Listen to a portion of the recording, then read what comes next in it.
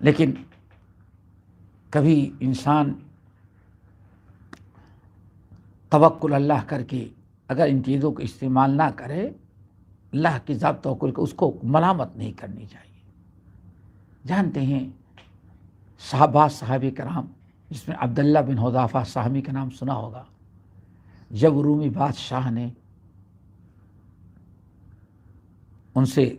ان کے سامنے ساری چیزیں پیش کی، سب کا انکار کر دیا،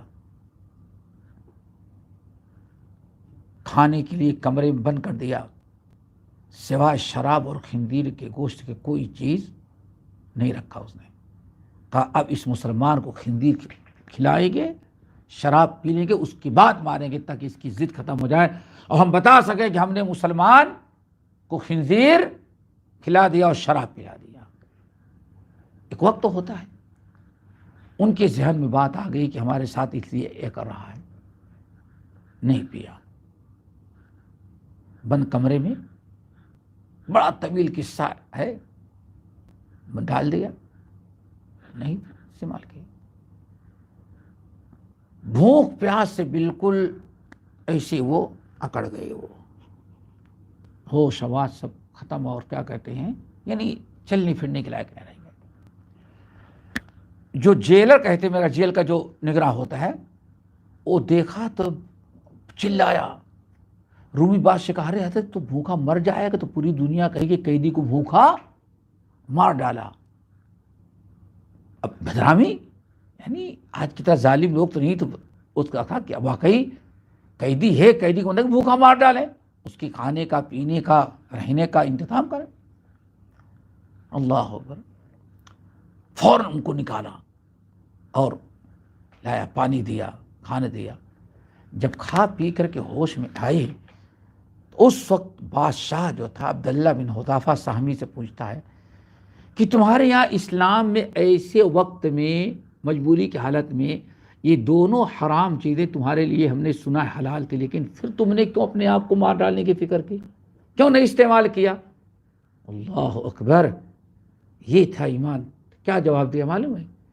کہا کہ مجھے معلوم ہے قرآن کی آیت میں بھی ہے، ہمیں اسلام نے اجازت دی ہے، لیکن مجھے اندازہ لگ گیا تھا کہ میں کھاؤں گا تو تمہارا دل خوش ہوگا کہ ہم نے ایک مسلمان کو خنزیر کا گوشت کھلانے پر مجبور کر دیا، شراب پینے پر مجبور کر دیا۔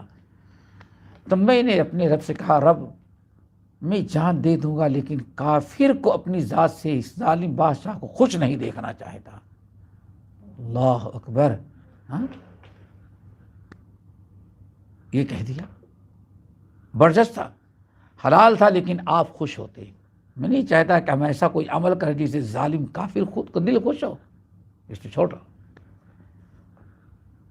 یہ اللہ نے شان بچائی، اخلاص عزت دیا، پھر آخر میں کہا اچھا ٹھیک ہے بس ہمارے پیشانی کا بوسہ دے دو، ہم تمہیں فری میں چھوڑ دیتے ہیں۔ اللہ اکبر، انہوں نے کہا کہ نہیں، جتنے قیدی تیرے ملک میں موجود ہیں مسلمان قیدی، سارے مسلمان قیدیوں کو پہلے میرے سامنے لا کے کھڑا کر اور میرے ساتھ سب کو آزاد کر دے، تب میں تیری پیشانی چوم سکتا ہوں۔ بادشاہ نے پورے ملک کے اندر جتنے قیدی تھے مسلمان، سارے قیدیوں کو بلوایا، آزاد کرایا، کہا عبداللہ اب میں نے آزاد کر دیا۔ تو عبداللہ اٹھے اور اپنی زبان اس کی پیشانی پر رکھی، جتنا سوچا تھا بوسا وہ نہیں دیا بس۔ یہ اللہ نے اتنی مدد کی، استقامت کی برکت۔ یہ بڑا طویل واقعہ ہے، کیا کیا ہوا پھر کسی اور موقع پر، لیکن عزت کتنی ملی۔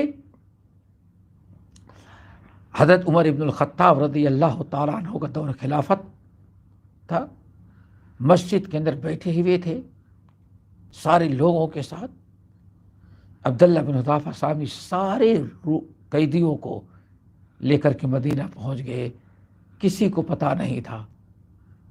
عمر فاروق نے دیکھا، لوگوں نے استقبال کیا، کیا ہو گیا، کیسے آ گئے ہم لوگ، تم کو شہید کر ڈالا۔ انہیں پورا قصہ سنایا اور کہا میں اتنی قیدیوں کو آزاد کرانے کے لیے اپنی جان اپنے آزاد کرانے کے لیے میں نے اس کی پیشانی پر زبان رکھ دی۔ عمر فاروق رضی اللہ عنہ خوش ہوئے اور جوش میں کھڑے ہوئے، کہا کہ سب سے پہلے میں عبداللہ بن حذافہ سہمی کی پیشانی کو بوسہ دوں گا، اور ہر مسلمان پر واجب ہے کہ اس کی پیشانی کا بوسہ دے۔ عبداللہ بن حذافہ سہمی۔ ہمارے چینل کو سبسکرائب کیجیے اور بیل آئیکن کو دبانا نہ بھولیے تاکہ آپ کو نئی ویڈیو برابر ملتی رہیں۔ لائک اور شیئر کرنا نہ بھولیے۔